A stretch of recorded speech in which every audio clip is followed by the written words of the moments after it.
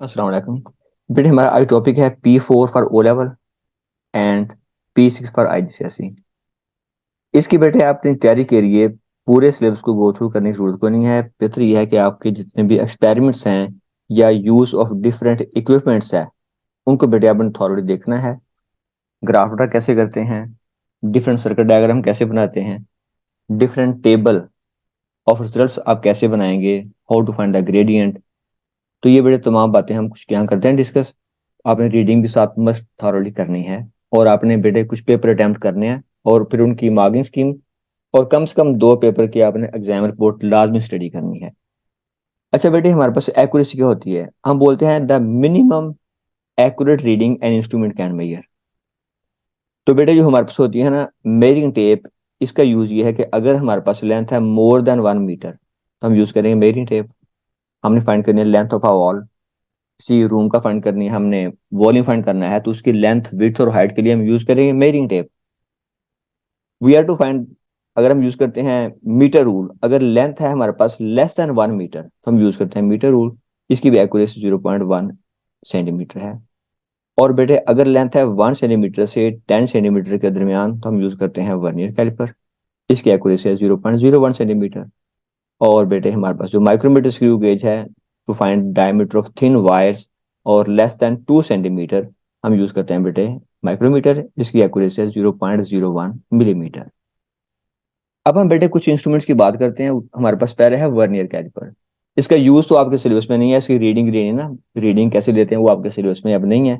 इसका यूज क्या है? It can find the external diameter of cylinder, it can find the internal diameter of the cylinder using these jars. It can find the depth of cylinder by this tail. Precaution ये है बेटे कि इसको आपने gently close करना है, बहुत hard इसको आपने क्लोज नहीं करना। ठीक है जी। फिर बेटे हमारे पास है माइक्रोमीटर स्क्रू गेज। इसकी रीडिंग लेना भी आपको आ सकती है एग्जाम में।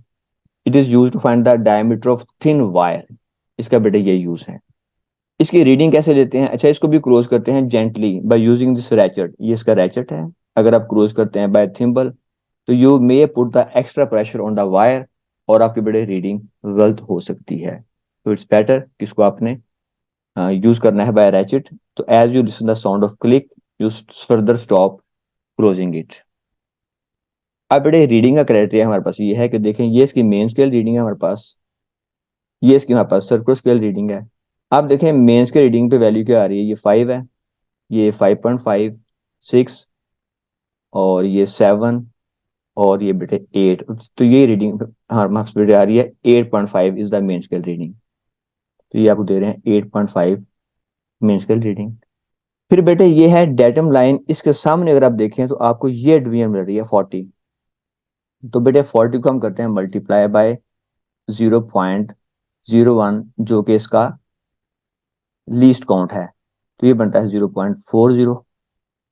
उसको फिर हम बेटे ऐड करते हैं 8.5 में, 8.5 0 plus 0.40 and you have the answer 8.90 millimetre. इसकी भी सेकंड प्रिकॉशन ये है कि आपने अवॉइड करनी है पैरेलक्स एरर इसको यूज करते हुए। अब बेटे पैरेलक्स एरर क्या है? कि अगर आपकी लाइन ऑफ साइट स्केल के परपेंडिकुलर नहीं है, यहाँ आपको कुछ मिल रहा है एंगल स्केल के दरमियान और लाइन ऑफ साइट के दरमियान, तो ये बेटे कॉज कर रही है पैरेलक्स एरर। तो अगर आप इस तरीके से मेजर करेंगे तो आपको इसकी वैल्यू मिलेगी बेटे, इस ब्लॉक की जो लेंथ है ना आपको मिल जाएगी 21.0 सेंटीमीटर। ये इनएक्यूरेट लेंथ है क्योंकि आपने आपने पैरेलक्स एरर कमिट किया यहाँ पे। और बेटे अगर आपकी लाइन ऑफ साइट स्केल के परपेंडिकुलर है 90 डिग्री का एंगल भाई जी, तो फिर आपने पैरेलक्स एरर को अवॉइड कर लिया है और लेंथ क्या आ गई है 19.0 सेंटीमीटर। तो पैरेलक्स एरर को अवॉइड करने का तरीका ये है कि you need to keep line of sight perpendicular to scale, right. यही बात आप जब करते हैं बेरिंग सिलेंडर है, हमने इसका जो लोअर मेनिस्कस अगर हमारे पास वाटर है तो बेटे हम यूज करना है ये। तो अगर ये है लेंथ है तो ये बेटे करेक्ट है और बकायदा दोनों रीडिंग में आप कमिट कर रहे हैं पैरेलक्स एरर, राइट। ये बेटे यूज ऑफ सेट स्क्वायर है, ये भी आपकी हेल्प करता है पैरेलक्स एरर को अवॉइड करने में और सर्कुलर ऑब्जेक्ट का डायमीटर एक्यूरेट फाइंड करने के लिए। आप ये रीडिंग लेते हैं यहाँ से मीटर रूल से, आप रीडिंग ये लेते हैं और बेटा आप इनको माइनस कर लेते हैं। ठीक है जी, ये आपने यूज कर लिया सेट स्क्वायर। आपकी ज्योमेट्री बॉक्स में एक बनी हुई है ट्राइंगल, जिसका हमें पता नहीं चलता इस्तेमाल है क्या, तो वो बेटे ये हमारे पास सेट स्क्वायर है, इसका यही इस्तेमाल है।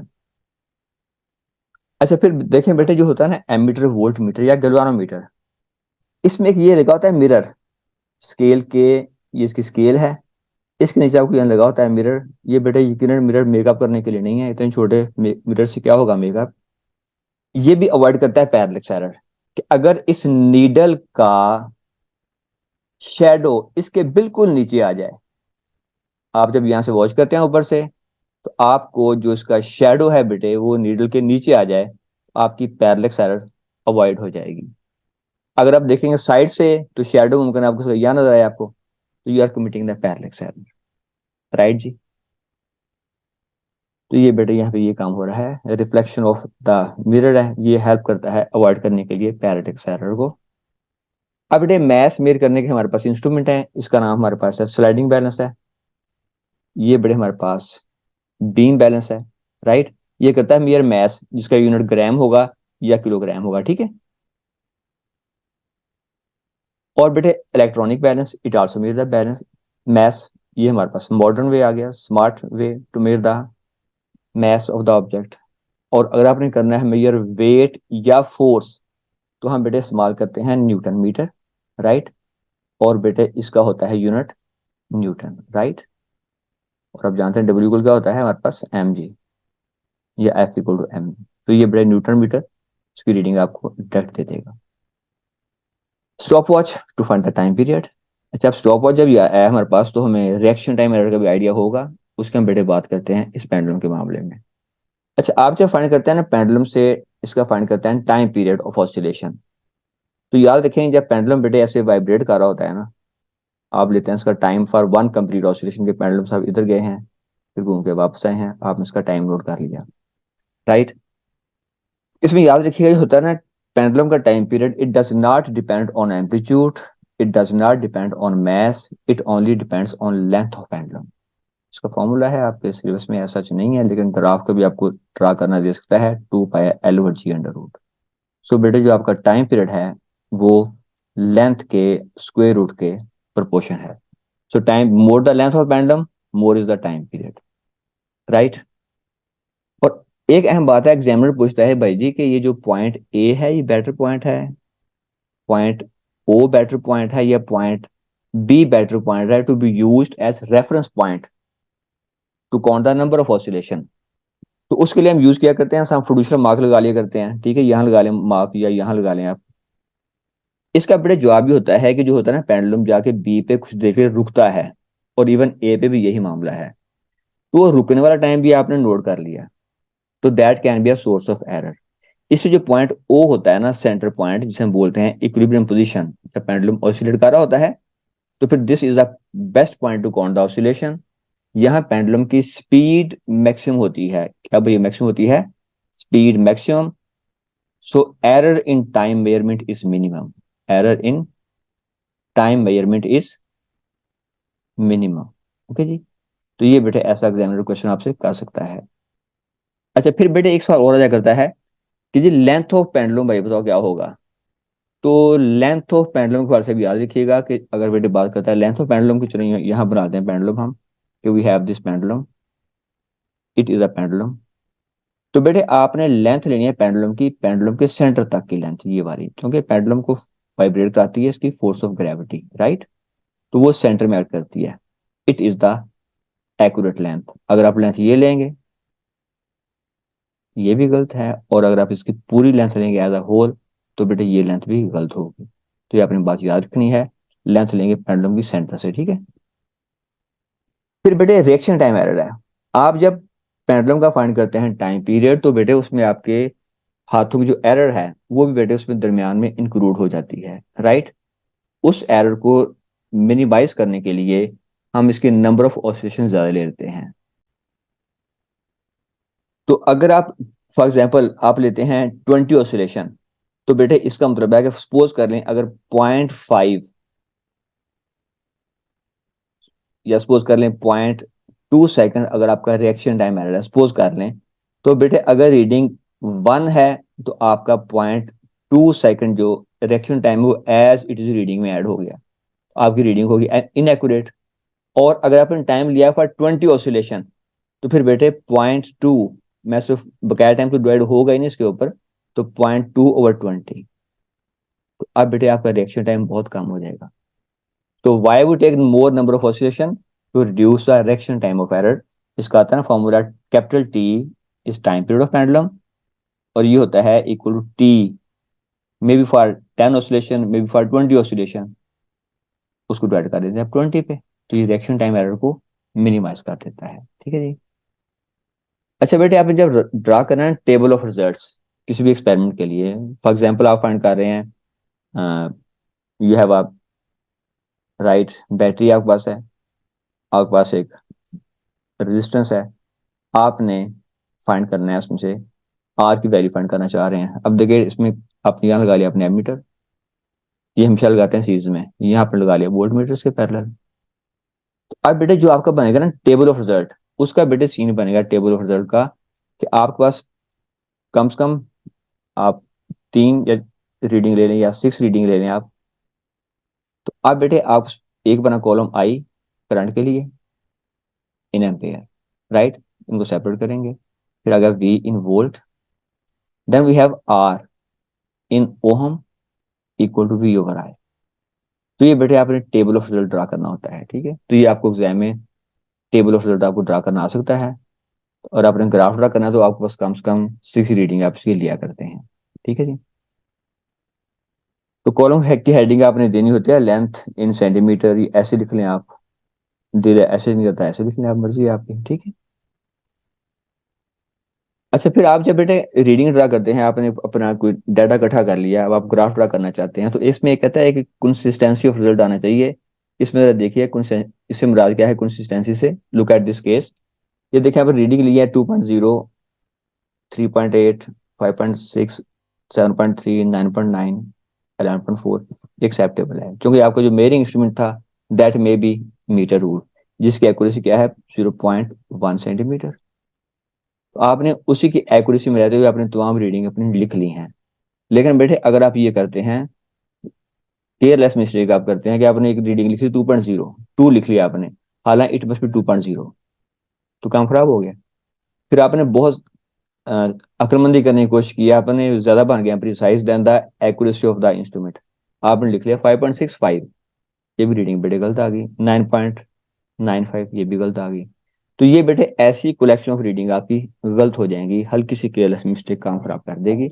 आपने रीडिंग लेनी है, उस इंस्ट्रूमेंट की एक्यूरेसी की रेंज में आप रीडिंग लेंगे।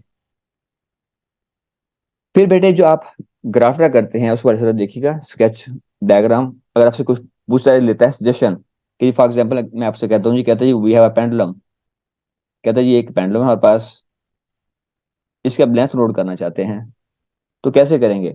अब अगर आप इस बात को थ्योरेटिकली एक्सप्लेन करते हैं तो जरा मुश्किल हो जाएगा, जरा मुमकिन है आपके एक्सप्रेशन कोई ज्यादा अच्छे ना आ सके। तो अगर आप बेटे यहाँ डायग्राम बना लेते हैं, कहते हैं जी हम ये प्लेस यहाँ प्लेस करेंगे हम मीटर रूल, तो मैंने बेटे यहाँ जब प्लेस कर मीटर रूल, फिर आप कहेंगे जी आप मैंने एक यहाँ प्लेस किया सेट स्क्वायर, राइट, और मैंने एक यहाँ प्लेस किया सेट स्क्वायर, राइट, और मैंने ये रीडिंग नोट कर ली। अब जो बेटे ये आपका मेथड है डायग्राम ड्रा करके अपने आंसर को क्लियर करने का, इससे आपके जो बैड एक्सप्रेशन है वो भी कवर अप हो गए, और एग्जामिनर को क्लियरली नजर आ गया कि बच्चा माशाल्लाह काफी मेच्योर है और सियाना है, उसको एग्जैक्ट आता है use of different instruments as well, right. तो स्केच डायग्राम, अगर किसी केस के लिए आपसे कहता है कि यू मे ड्रा डायग्राम, आप मस्ट बी डायग्राम ड्रा करें। ठीक है जी। मैटर ऑफ सिग्निफिकेंट फिगर, ये बेटे बड़ा अहम मामला है। हमने जैसे अभी टॉपिक किया आपके सामने, कि यहाँ फर्ज कर लें आपने फाइंड करनी है रेजिस्टेंस, आपको उस बेटे वोल्टेज आ रहा है 3.0, ये 2 फिगर है सिग्निफिकेंट, ये भी 2 फिगर है। 1.43, ये बेटे 3 फिगर आ गई सिग्निफिकेंट, राइट, ये 3 फिगर है सिग्निफिकेंट, ये 2 फिगर है सिग्निफिकेंट।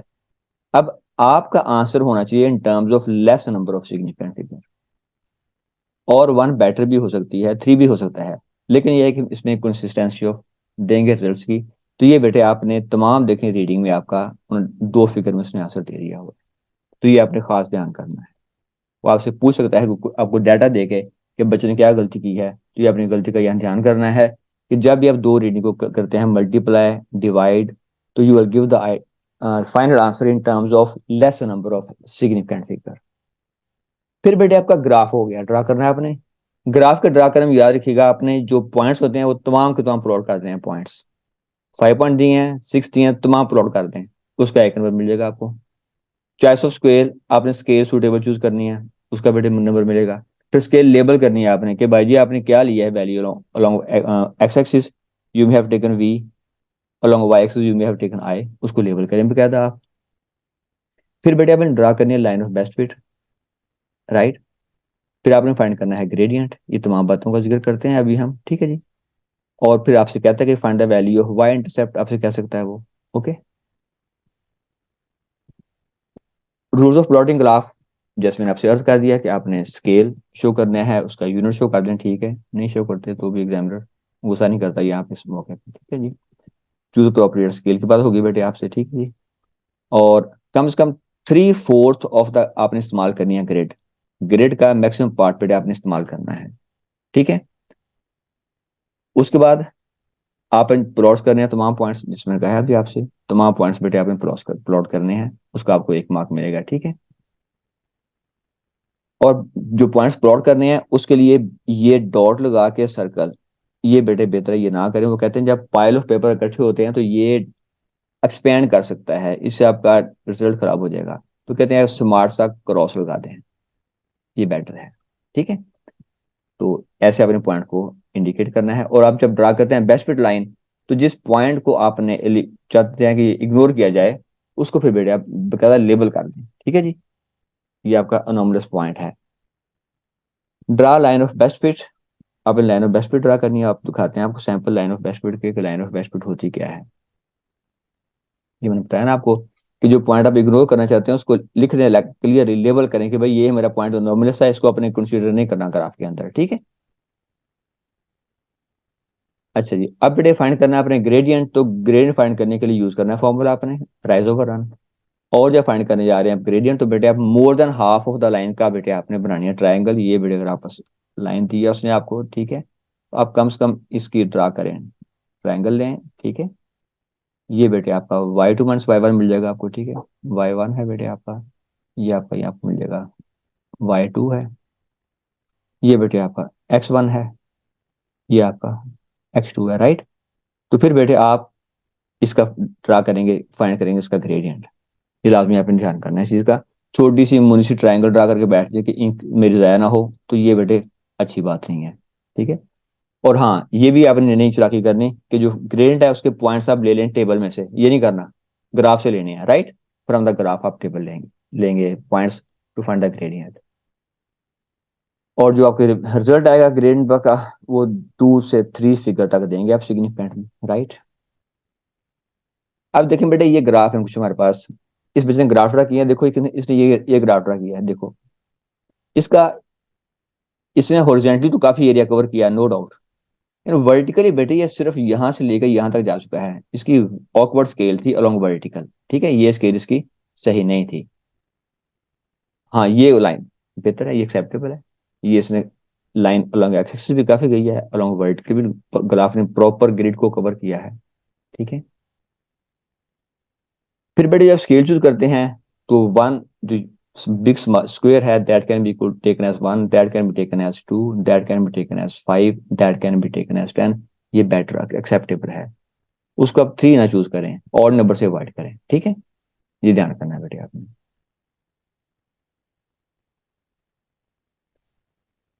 अब देखते हैं बेटे हम point scattering along the line. देखें इस बच्चे के जो 3 पॉइंट्स ये वाले हैं, ये इकट्ठे एक तरफ आ गए हैं, तो 2 पॉइंट नीचे हैं इसके, अच्छा लग रहा है, लेकिन ये 3 पॉइंट का इकट्ठा एक तरफ आ जाना ये एक्सेप्टेबल नहीं है, राइट। ऐसे लाइन ड्रा किया आपने, इवन उसके ऊपर 3 पॉइंट आ गए हैं, 3 पॉइंट नीचे आ गए हैं, तो ये एक्सेप्टेबल भी नहीं है। और पॉइंट्स अब ये देखें, ये पॉइंट रैंडमली आ गए हैं, एक पॉइंट ऊपर है फिर नीचे है, फिर ऊपर है फिर नीचे है, फिर ऊपर है फिर नीचे है। फिर पॉइंट्स का फासला भी स्ट्रेट लाइन से नियरली सेम है, ये भी आपने ध्यान करना है। जो पॉइंट दूर के फासले पे हो, फर्ज कर लें ये पॉइंट आ रहा है, उसको आप सर्कल कर दें, कि भाई ये एनोमलस है, ये हमारे खेल का हिस्सा नहीं है, उसको इग्नोर कर दें आप।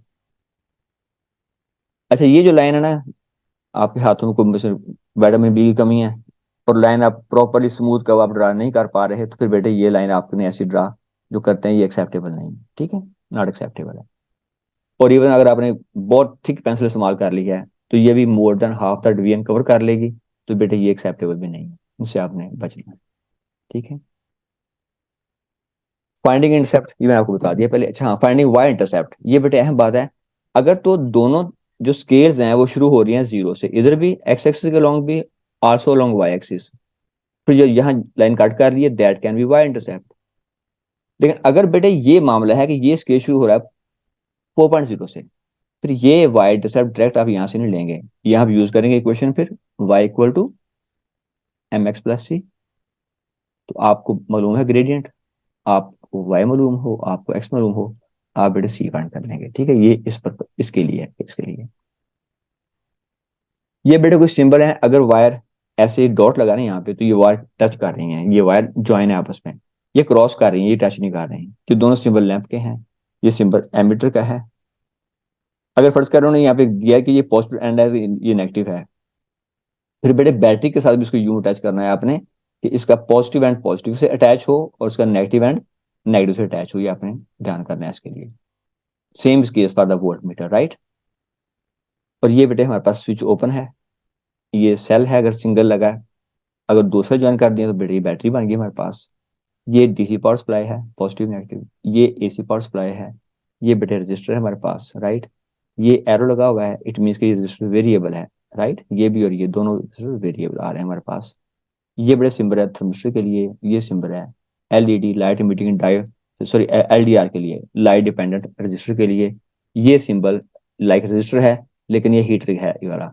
अगर ये सिंबल दिया है आपने जस्ट लाइक रजिस्टर और उसमें तीन चार लाइन लगा दी हैं, तो ये बड़े हीटर है, ये बड़े फ्यूज है, ठीक है। ये बड़े ट्रांसफार्मर का सिंबल है, ये डायोड है हमारे पास, ये है एलईडी लाइट इमिटिंग डायोड, ये अर्थ वायर है, ये कैपेसिटर है दो पैरेलल लाइन, अगर आपके सिलेबस में ये नहीं है। ये ट्रांजिस्टर है, ये भी आपके सिलेबस में नहीं है। ये बड़े सर्किट है रिले का, और ये बड़े सर्किट आ गया हमारे पास बेल का, ठीक है जी। बेल या बजर, डिफरेंट मेजरिंग वेज, इसका हम बेटा जिक्र करते हैं कि इनको आप कैसे यूज करते हैं जी। अच्छा देखिए, यहाँ पे आपसे कहता है फर्ज करें find diameter of one of the ball, तो आपको कितने बॉल आ रहे हैं, 1 2 3 4 5 6 7 8 9। तो आप बेटा ये रीडिंग x1 x2, तो x2 माइनस x1 और 9, तो बेटे आपको एक बॉल का डायमीटर मिल जाएगा, ठीक है। तो इस तरह आपने पैरेलल सर्किट को भी अपने अवॉइड किया हुआ है यहाँ पे, ठीक है। इंश्योरिंग के ऑब्जेक्ट मीटर रूल परपेंडिकुलर है कि नहीं है, तो बेटे ये यहाँ क्या यूज किया उन्होंने, सेट स्क्वायर, राइट। तो ये बताएगा कि जनाब ये हमारे पास परपेंडिकुलर है कि नहीं है। कोई स्टैंड खड़ा किया आपने, उसको चेक करना है आपने।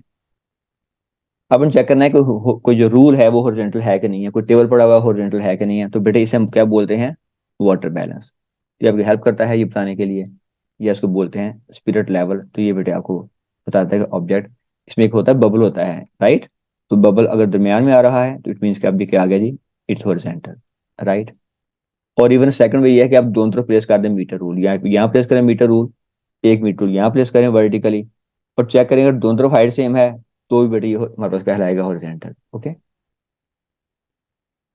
कभी आप क्वेश्चन ऐसा रहता है कि आपको ये नंबर ऑफ उन्होंने ये लगा दिए हैं, उसके टर्न्स लिए हुए हैं किसी धागे के किसी रस्सी के, तो कहता है इसका बताओ जो ट्यूब है इसका सर्कमफेरेंस क्या है। तो आप बेटे जितनी रस्सियां आपको दी हुई हैं इसके आप नंबर ऑफ टर्न्स काउंट कर लें आप, राइट। टोटल रस्सी की लेंथ फाइंड कर लें और उसको आप नंबर ऑफ टर्न्स पे डिवाइड कर लें, आपको इसका मिल जाएगा सर्कमफेरेंस। इसमें ध्यान ये करना होता है आपने कि इनमें गैप नहीं होना चाहिए, ना गैप हो और ना ये एक दूसरे को अपलोड कर रही हो कि एक के ऊपर दूसरी टर्न आई हो, ऐसा नहीं होना चाहिए, ठीक है जी। ये फिर यूज आ गया सेट स्क्वायर का। आपने स्प्रिंग की फर्ज करें लेंथ फाइंड करनी है, तो एक सेट स्क्वायर यहाँ प्रेस करें, एक यहाँ प्रेस करें सेट स्क्वायर, तो बेटे आप इसकी लेंथ फाइंड कर लेंगे। इससे आप अवॉइड कर लेंगे पैरेलल एरर को, ठीक है जी। क्योंकि गैप था बेसिकली स्प्रिंग में और मीटर रूल के दरमियान, तो उसके लिए हमने यूज किया set square, right. Marine temperature, आप बेटे देखें थर्मोमीटर यहाँ पे आराम फरमा रहे हैं, ये भी थर्मोमीटर साहब आराम फरमा रहे हैं, कहते हैं नहीं ऐसा नहीं होना चाहिए, थर्मोमीटर मस्ट बी वर्टिकल। और सेकंड प्रिकॉशन ये है रीडिंग आपने तब लेनी है जब लेवल ऑफ लिक्विड जो है, level of mercury in the thermometer वो कांस्टेंट हो जाए, नंबर एक। नंबर टू, आपने अवॉइड करनी है पैरेलक्स एरर। ठीक है जी। और कभी कहता है कि यूज करें स्टीरर, इसको हीट प्रोवाइड कर रहे हैं तो यूज करें स्टीरर, ताकि वो टेम्परेचर जो हीट है वो यूनिफॉर्मली डिस्ट्रीब्यूट कर जाए। अब इलेक्ट्रिसिटी, अब जानते हैं हम एमीटर लगाना होता है हमने हमेशा सीरीज में, और हम वोल्टमीटर अटैच करते हैं पैरेलल में, राइट जी। तो यहाँ आपस में पॉइंट आ गया कनेक्ट करने का, इसको अब यहाँ कनेक्ट कर लें, इसको यहाँ कनेक्ट कर लें, तो बेटे आप उसकी डिफरेंट फाइंड कर सकते हैं रेजिस्टेंस। यही मामला हमारे पास यहाँ आ रहा है कि ये आपका लगा हुआ है एमीटर। अब वोल्टमीटर कहाँ लगाएंगे, हम वोल्टमीटर इनके दरमियान यहाँ अटैच करेंगे, right, to find the resistance of different wire. Okay जी। एंड यू नो फॉर्मूला क्या, R equal to V over I. और ये स्विच क्या है जी, ओपन है, इसे क्लोज करना पड़ेगा, ठीक है, वरना आपकी रीडिंग नहीं आएगी। फोकस फाइंड करने का वीडियो क्वेश्चन आया करता है आपके पास, तो आप बेटे ये करते हैं, यूज करते हैं U, U is the distance of lens, distance of object from lens, V is the distance of image from the lens, right. तो ये बेटे इसकी मेजरमेंट है, ठीक है जी। टू फाइंड रिफ्रैक्टिव इंडेक्स, अब बेटे हमेशा अपनी ये आपकी लाइन रे आ रही है, इंस्टेंट रे है आपके पास, ये आपने ड्रा किया नॉर्मल, ये आपका एंगल ऑफ इंसिडेंस है। कभी वो कंफ्यूज करने के लिए एंगल यहां दे दिया करता है कि भाई ये एंगल है, राइट। तो ये बेटे एंगल नहीं है, एंगल होना है इसका कौन सा, नॉर्मल। यहाँ से ये एंगल आ गया, इसका एंगल ऑफ रिफ्रैक्शन आ गया, ये इसका फिर इसका एंगल ऑफ इंसिडेंस है, और ये बेटे इसका एंगल ऑफ आ गया refraction. You know when light enter from air to glass it bend towards normal, glass to air it bend away from normal. और बेटे इस रे का एंगल आई भी जीरो है, इसका एंगल आर भी जीरो है, because travel along the normal. Angle of deviation, ये बेटे अगर रे एंटर होती है प्रिज्म में तो ये रे का पाथ था original, but because of prism इस रे ने अपने रास्ते को चेंज कर लिया है। ये रे इधर जाना चाह रही थी, लेकिन प्रिज्म ने पहले इसको यहाँ बैंड कराया, फिर प्रिज्म ने उसको यहाँ बैंड करा दिया। अब जो बेटे एंगल है ना between incident ray and the emergent रे, तो ये वाला बायो एंगल है ना, इसे बोलते हैं angle of deviation, right. To find the magnetic field की डायरेक्शन, इसके लिए हम यूज करते हैं कंपास नीडल।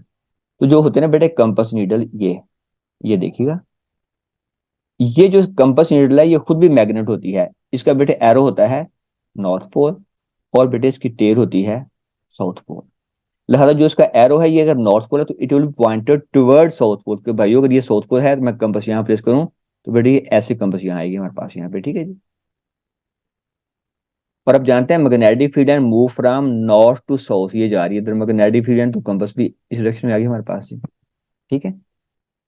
और यहाँ बेटे फील्ड लाइन यहाँ से निकल रही है उधर को जा रही है, तो ये कंपास भी आ गई हमारे पास इस डायरेक्शन में। और ये मामला है, देखें अगर इस वायर में करंट नहीं है, इस वायर में भाई और करंट नहीं है हमारे पास, तो हमारे पास कंपास जा रही है तमाम की तमाम कहाँ जा रही हैं, टुवर्ड्स नॉर्थ पोल, बिकॉज ये इसका होता है ना एरो होता है, इसको बोलते हैं नॉर्थ सीकिंग पोल, राइट। ये जमीन का जो होता है ना जियोग्राफिक नॉर्थ पोल, उसको ये करता है पॉइंट आउट। और बेटे अगर इसमें आपने करंट फ्लो करा दिया, ये करंट है, तो बेटे आप जानते हैं by right hand grip rule ये इसका बनता है magnetic field, like this, by right hand grip rule. अब जो कंपास नीडल है वो यहाँ पे ये देखिएगा, ये इस डायरेक्शन में इंडिकेट करेंगे, इन दिस डायरेक्शन, राइट।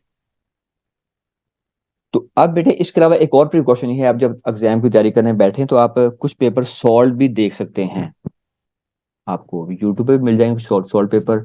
और इवन जो रेड स्पॉट वाले हैं बेटे उनके अगर आप पेपर ले लें सॉल्व, उनके 5-10 पेपर आप थॉरली गो थ्रू कर लें। इसके अलावा बेटे और तरीका होता है कि अगर आप टाइम बचाने के लिए आप पेपर को रीड करें, और अपने जिन सोचेस का आंसर है क्या उसको आप लिख रहे हैं शॉर्ट टर्म में, आंसर लिख लें, फिर आप चेक करें मार्किंग स्कीम में उसका आंसर क्या है, तो आपको आइडिया मिल जाएगा कि इसमें क्या क्या करेक्शन आप कर सकते हैं, ठीक है जी। और कम से कम 1 से 2 पेपर की आपने एग्जाम रिपोर्ट मस्ट स्टडी करनी है।